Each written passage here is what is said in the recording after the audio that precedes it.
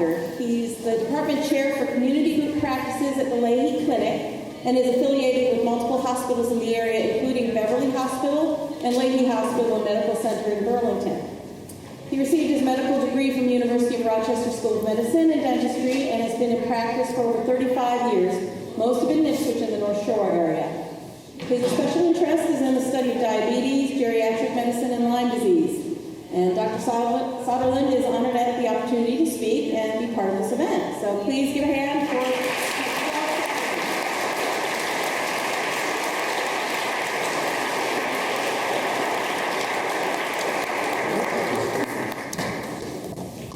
Well, good evening, and welcome to IPswich, and welcome to First Church.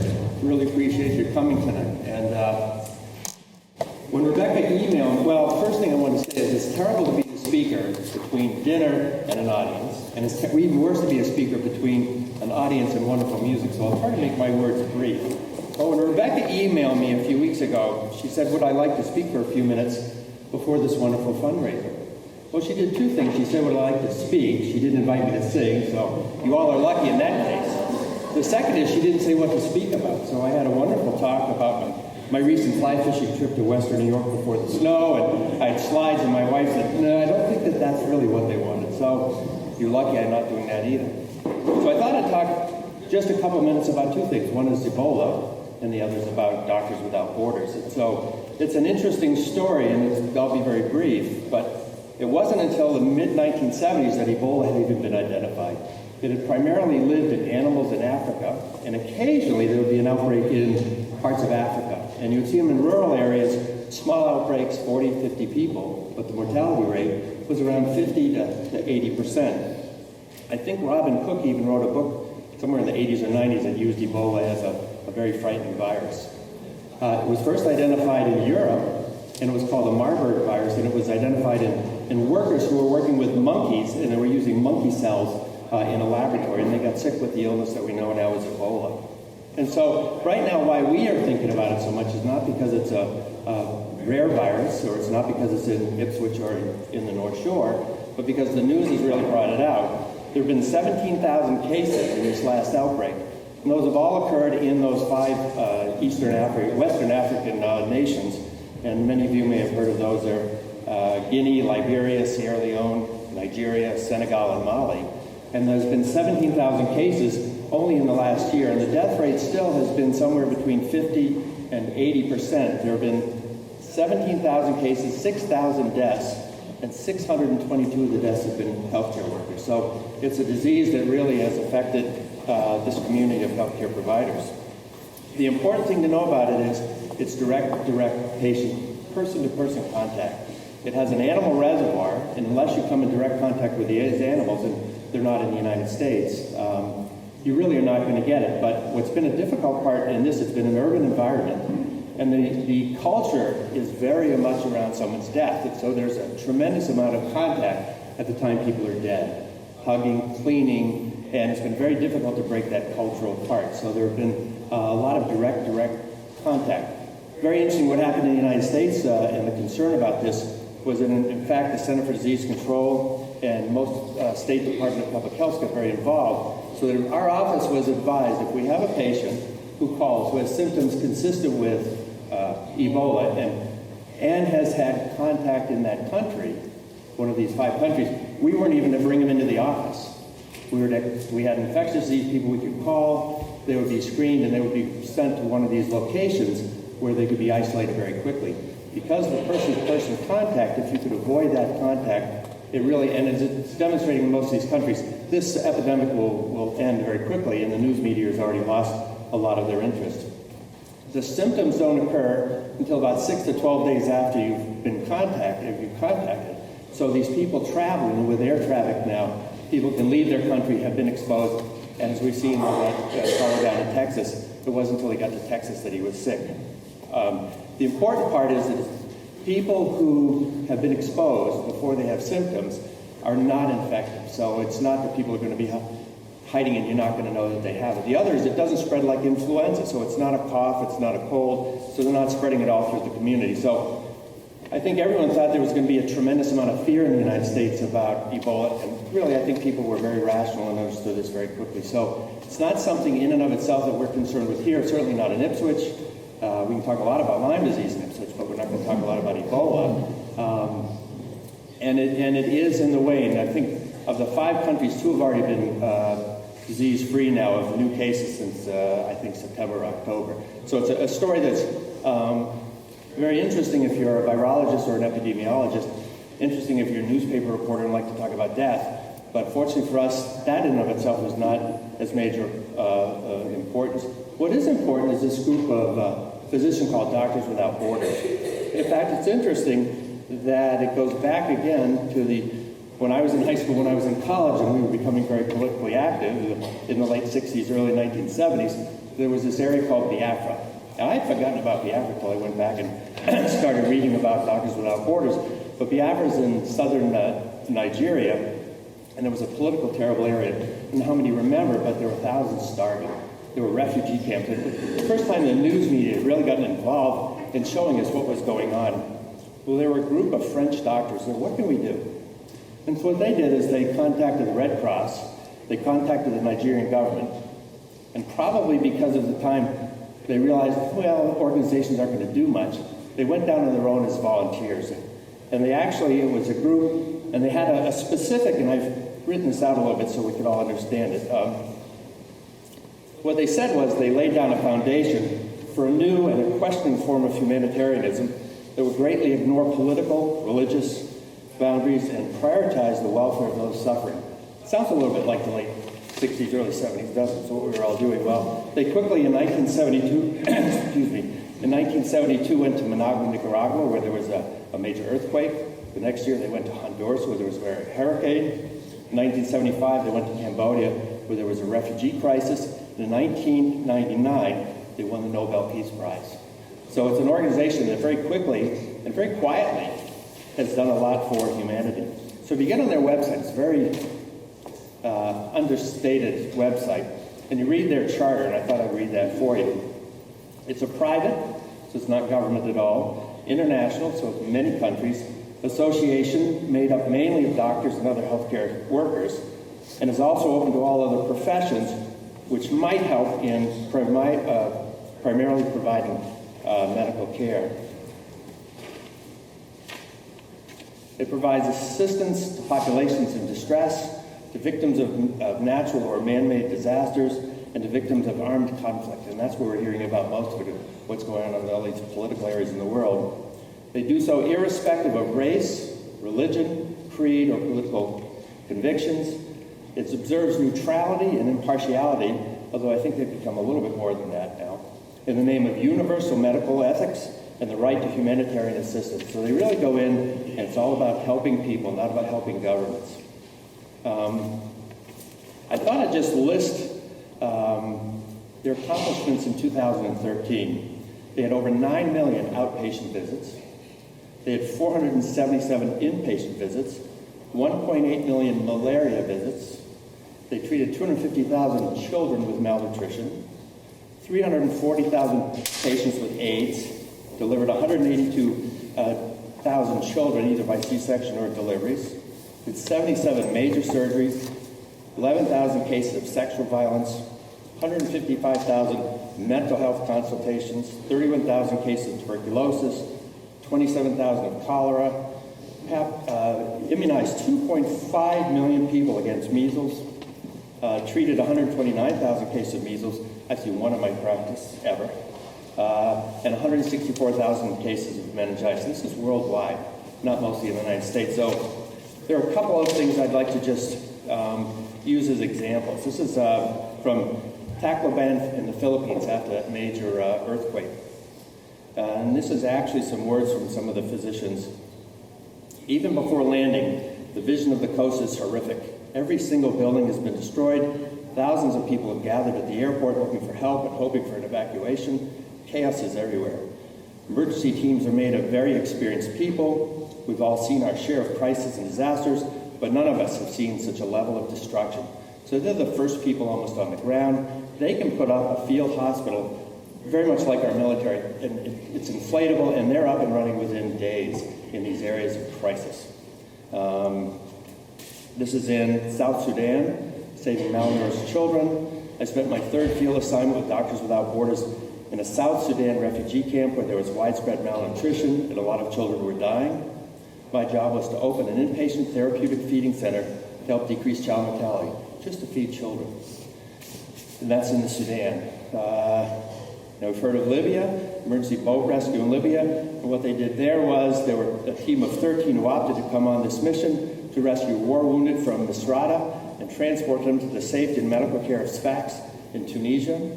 We left aboard a 216-seat ferry converted to carry 60 patients on mattresses and walking wounded. They did this and they ended up saving hundreds of people. This is from fighting-torn Libya.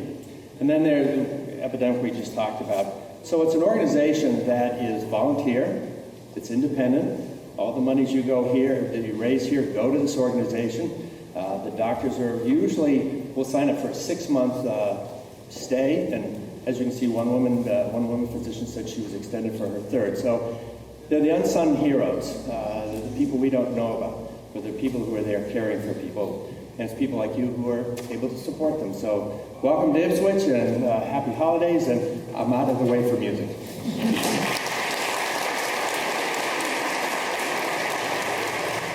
I'd like to introduce our first group that's coming. Our first group comes from Salem. They're called IPswich. IPswich is Salem High School's co-ed a cappella group from Salem, Massachusetts, and sings arrangements primarily by current members and alumni. The group was founded in 2009 and released their first CD here in 2012, which was later featured on the 2014 Best of High School a cappella album. The group is currently directed by Samantha Gavaccini. Its student leaders are Samantha Dupuy on pitch pipe, Eliza Ramirez, who's the business manager, and Kyle Doherty, who's the president. The group is a part of the choral program at Salem High School under Leanne Goodman. And I did want to mention, too, that IPswich is not having to join us for the sing-along at the end of the program. They have their winter dance tonight, and yet they were so committed to being on this program that they came here to sing. And so we put them on board so they can make sure that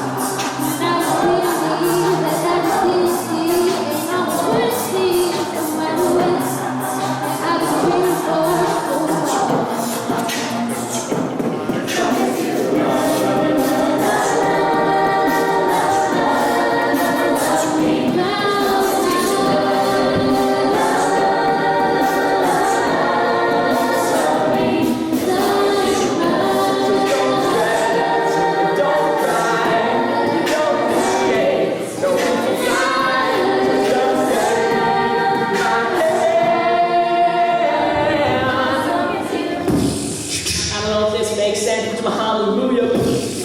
Give me a time, a place, and a rendezvous. I'll fly to it, I'll beat you there. You know I got you. Your us, your touch, couple things against me, we got you.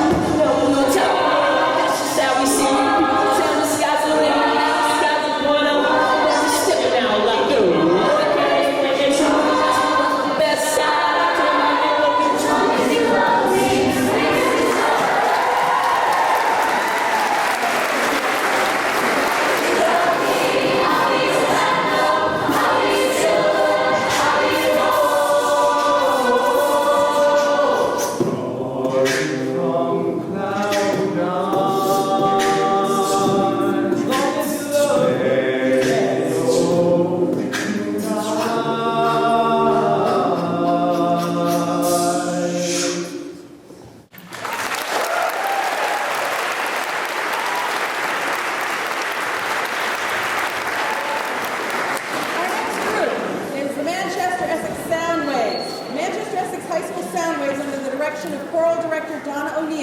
Is a select a cappella group which this year is comprised of 16 students in grades 9 through 12. The group began in the 2008-09 school year with 8 students and 2 performances a year.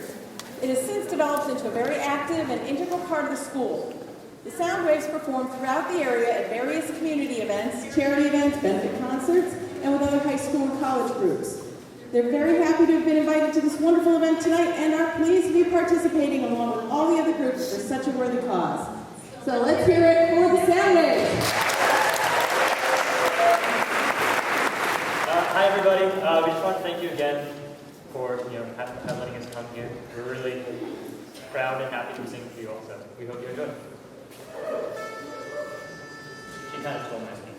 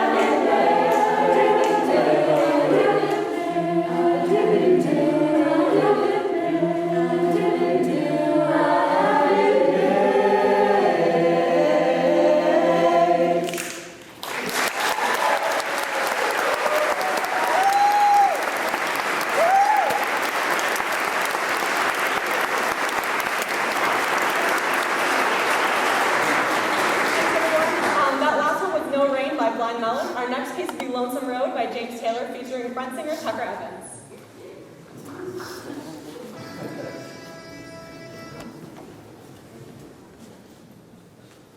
Walk down that lonesome road, all by yourself.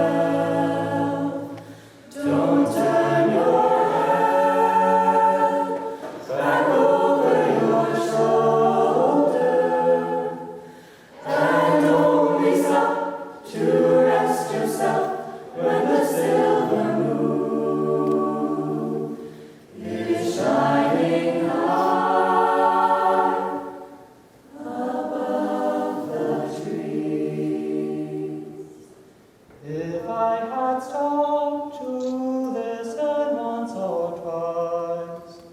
If I had closed my mouth and opened my eyes, if I had cooled my head and warmed my heart, I'd not be on this road tonight.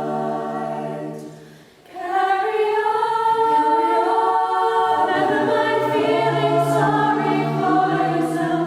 It doesn't save you from your troubled mind. Walk down that lonesome road all by yourself. Don't turn your head back over your shoulder, and only stop to rest yourself when the silver moon is shining high above the tree.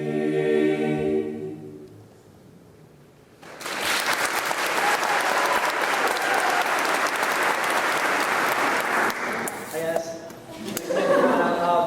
So we're gonna change direction a little bit. We're gonna go into some holiday songs because you know 'tis the season. We're gonna start with most wonderful time of the year. Alright, this way. Yeah. We're gonna move close to you guys.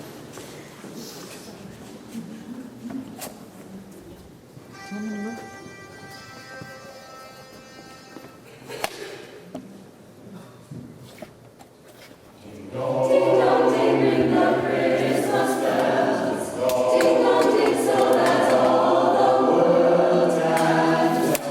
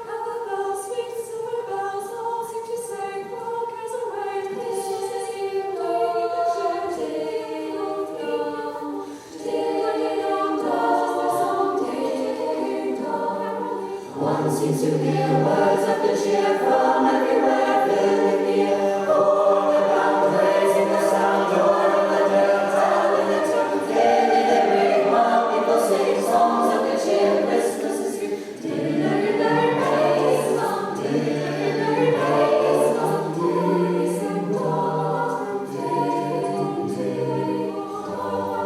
Sweet summer bells all seem to say, "Look as away, 'tis the day that you did."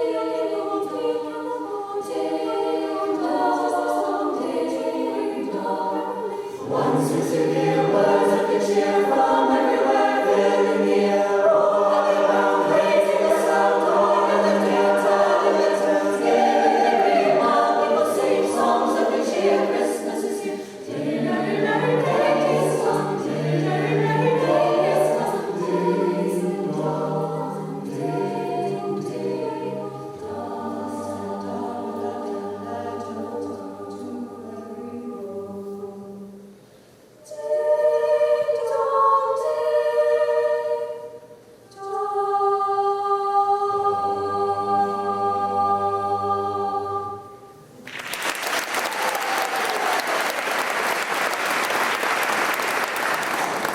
We'd just like to take this opportunity to thank you all again for having us here tonight.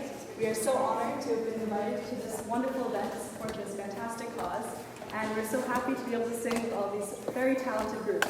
So for our last piece, we will be singing Fa La La, a favorite Soundwave staple. We hope you enjoy.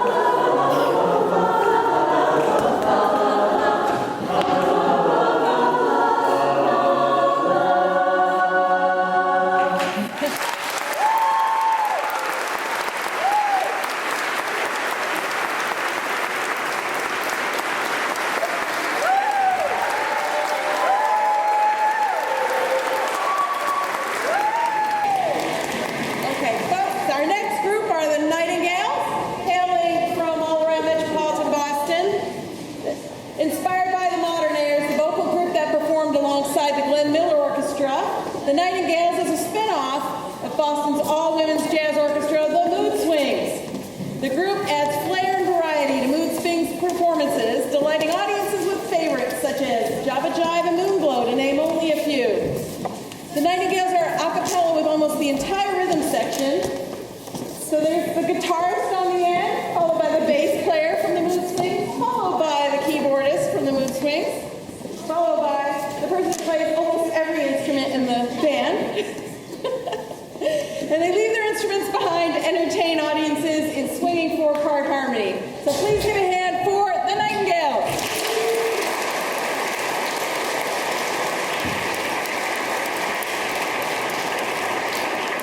Well, I just wanted to say that was a very hard act to follow. They were fantastic.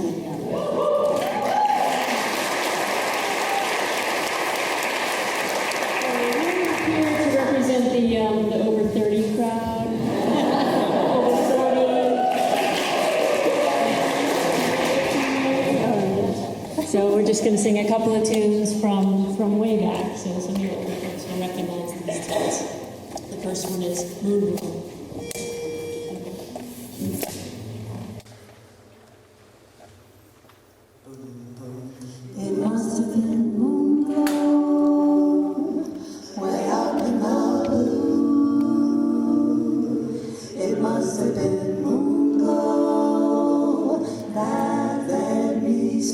to you. I still hear you say, dear one, hold me fast. And I started praying, oh Lord, please let this last. We seem to float right through the air. Heavenly songs seem to come from everywhere. And now when there's a moon glow, way up in the blue, I always remember that moon glow gave me you. We seem to float right through the air. Heavenly songs seem to come from everywhere. And now when there's a moon glow, way up in the blue, I always remember that